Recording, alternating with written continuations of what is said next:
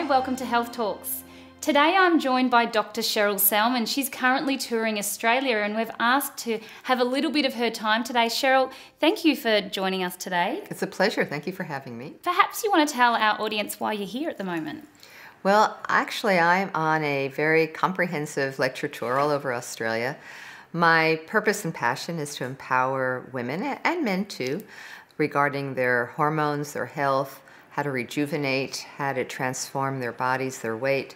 It's really sharing the research I've been doing over many, many years. As you know, I've lived in Australia for many years. I'm a resident of Australia, and I come back every year and have the wonderful opportunity to travel and lecture and share with the updates that I've learned over the last year or so. Well, that's so exciting, and it's such an asset to have to come to Australia because spreading this message is so important.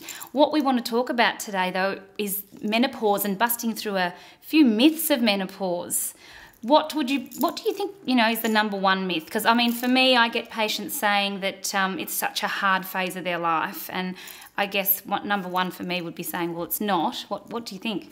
Okay, so let's talk about some of the myths, because this is so important. Unless we understand the myths, we can't get onto the right track and really look after our bodies and get the message that our body's trying to give us. So first of all, the number one myth is that menopause is a downhill slide. And it's the beginning of the end. It's the beginning of our libido, of our skin, of our, body shape, of our memory. I mean, everything is on the way out, we've been told. You're doomed. And not only that, we've been told that menopause is a horrific time. It's like, women brace themselves waiting for this, the axe to fall, and you're going to get the hot flushes and the night sweats, and you're going to, be cranky. And, we're told and we're led to believe it's a really disruptive time of one's life. And if you make it through, you get a medal at the end. Yeah, you're a survivor. So that's a myth. It's a myth. Yes. And we are also told that the ovaries fail. So the whole thing about menopause that creates all this disturbance in our life is that our hormones are drying up and depleting. And that is associated with the belief that our ovaries fail and cease to produce estrogen. And therefore, the only saving grace for ourself and our body is to use supplementation of hormones, because other than that, we're drying up and becoming caricatures of our former self, which is a quote from a very famous book that talked about this, decrepitude of menopause. And the other big myth is that we are running out of estrogen, and that perimenopause, so this is 5 to 10 years before we have a complete cessation of our menstrual cycle.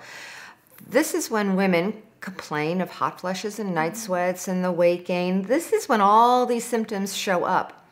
Not when they've had 12 complete months without a menstrual cycle, which is really the definition of menopause. You have to complete 12 months without a menstrual cycle. So anything other than that is perimenopause, and we are told that perimenopause is the beginning of this decline.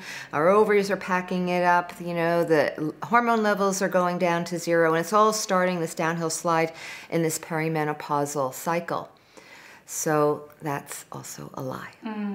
Yes, I think it's really important for people to understand that when you actually get some understanding around your hormones and their role and other influences like stress, like lifestyle, like diet, how that will actually create and pave the way for, menopause and beyond.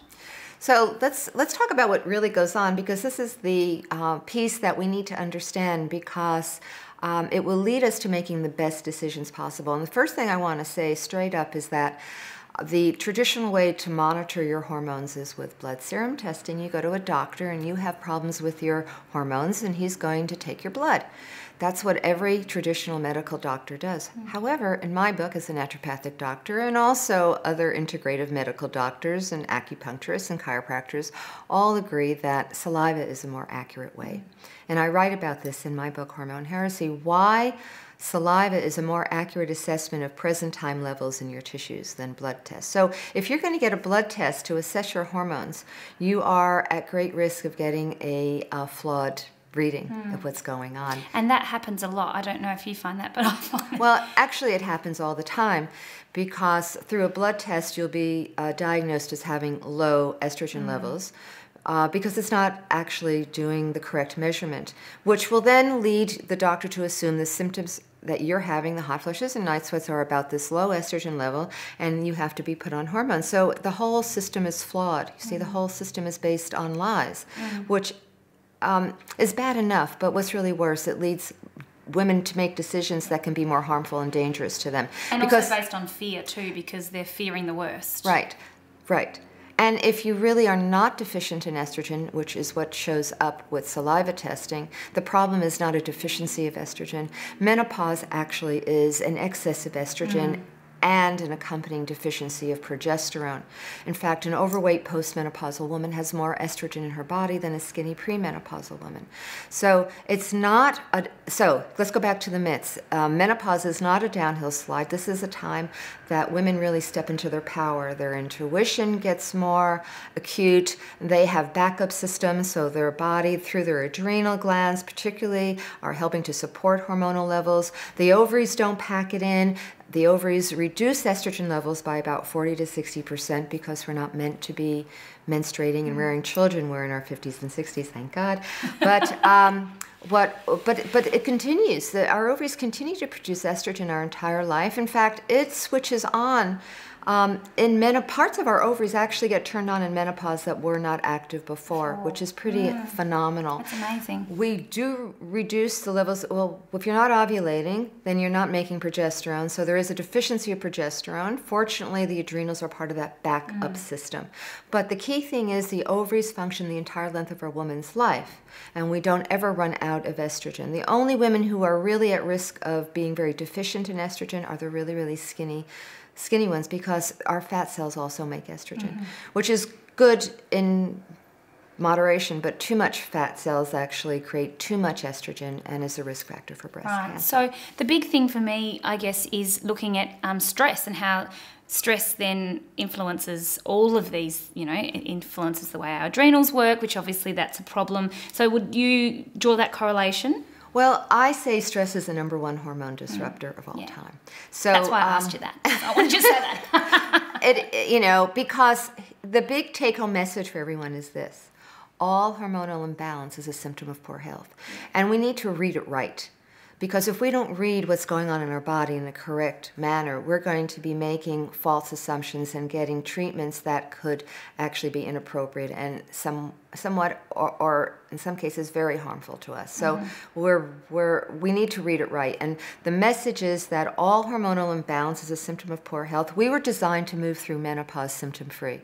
To the degree we are having discomfort and symptoms is the degree that something is out of balance. Our adrenals are exhausted, too much sugar, our liver is overworked, we may be depleted of sleep, we're not digesting and assimilating. These are all the underlying root cause factors that will drive hormonal imbalance. It is not menopause that does it to us. It's we that do it to us. And that's the thing too, and that's very much something we talk about a lot on Health Talks, is your body's talking to you all the time, and we encourage people to go and find out what that is. You've written a book. Do you want to just quickly, before we wrap up, share where people can access that and what the name of that is? Yes, so the first book I wrote in Australia, which was a bestseller, and it's been in its 7th edition. Just been revised, 100 more pages added to it, is called Hormone Heresy: What Women Must Know About Their Hormones. And that's available, well, the easiest place to go is my website in Australia, which is fatlossaustralia.com.au. And the second book that is only available at my website, because it's not easily found in Australia, is called What Women Must Know to Protect Their Daughters from Breast Cancer. This was the follow-up to Hormone Heresy, and looking at what is really driving this problem of breast cancer, especially the fact that it's showing up in younger and younger women. So it's kind of a compendium. Both together give you the whole story of really empowering women with truthful information. Fabulous. So that's wonderful, because you'll be able to access that anywhere.